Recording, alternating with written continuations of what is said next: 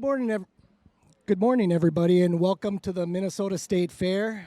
I am Sean Weber, the president of the Hemp Growers Co-op, and I'm sitting here with Sandra Feist. And I'm going to let her do a short introduction, and we'll get into a few questions relative to cannabis and cannabis legislation here in the state of Minnesota. Thank you. So yes, I am Representative Sandra Feist. My district is in the North Metro, 41B. It is the southern part of New Brighton, St. Anthony, Columbia Heights, and Hilltop. In my private life, I'm an immigration attorney. I am in my first term and running for re-election, and I was proud to be a co-author of the legalization bill this past session. So excited to be here. Excellent. All my adoring fans. Well, Sandra, why do you think Minnesota is ready for full legalization? Well, you know, it's interesting. Like, since I joined the legislature, I feel like I'm more confident in that than ever. I just saw from my district that people were really comfortable with it. I saw from the hearings just the various stakeholders and perspectives that people brought to legalization, and people are just comfortable. Like, I think we've moved past this. Most of us have moved past this puritanical kind of approach to the question of legalization, and people are understanding that there are a lot of practical reasons that Minnesota is ready. Very good.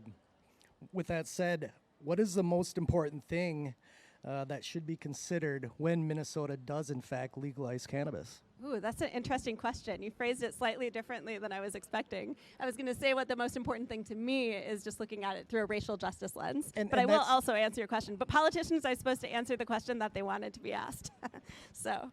Well, it's your platform. Just, yeah. Cool. Well, what I was going to say is that, you know, to me, the most important aspect of legalization is the racial justice aspect, that we have a current legal system that is being disproportionately applied to black and brown folks. And so to me, that's a really important aspect of this. In terms of what Minnesota needs to consider, as we legalize, I think that we need to really take into account the lessons learned in states that have legalized before us, states that have not taken into account issues like expungement. And so I think we need to make sure that the system and the structure that we create is fair and is going to be implemented in a way that feels right and doesn't you know, hurt some people and help others. Yeah, there's definitely a lot that we can learn, both pros and cons from all the other states. I mean, over the last 15 years, we have 15 states with full legalization, and then upwards to, I believe, 33 now with some sort of medical program. So certainly a lot that we can learn, and with the number of states already involved, they certainly haven't figured out what Minnesota just pulled this last year.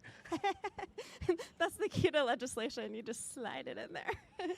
Well, with that said, some very red states have legalized cannabis, and although it's our initiative to get legalization passed as soon as possible, why do you think we haven't been able to do it thus far?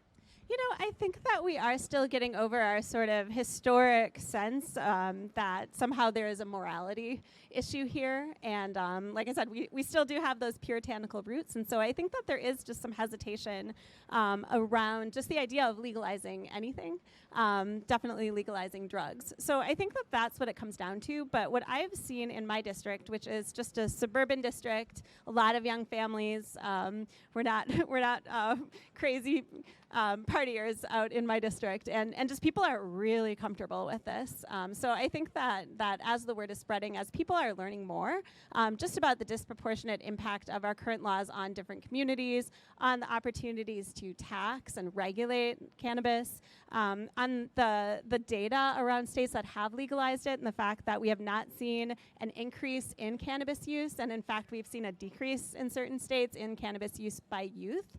So I think, like, as we have more data, I think that we will continue to move in the right direction. Thank you. Why, Sandra, do you fully support legalization? So I fully support legalization because we had, I think it was 9 legislative hearings last session, and I had the opportunity to hear so many experts talk about why Minnesota is ready to legalize. We heard about the racial justice aspects of legalization. We heard about the taxing and regulation of legalization.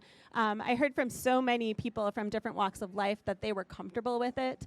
We also talked about the historical roots of why cannabis is illegal, but alcohol, which is just as destructive, I would say more, is legal. And so I think that just looking at the big picture, that is why I fully support legalization in Minnesota. Great. Final question, Sandra. What have you been hearing from your voters? So my voters are very comfortable with legalization.